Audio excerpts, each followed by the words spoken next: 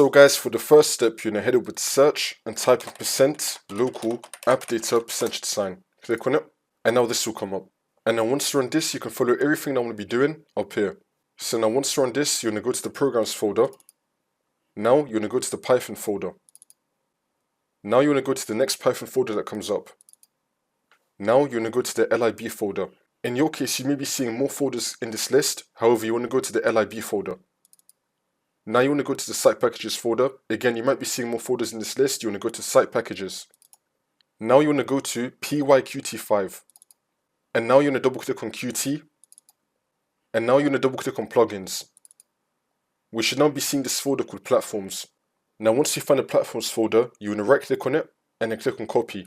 You want to copy the platforms folder. And then once you copy the platform folder, we're now going to go back to this folder right here, site packages. You want to click on this.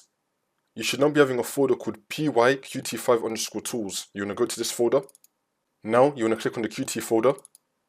Now we should be having a folder right here called bin. We're now going to paste the platforms folder into this bin folder. So you want to right click on bin and then click on paste. Now if we open up bin, we're going to be seeing platforms in here.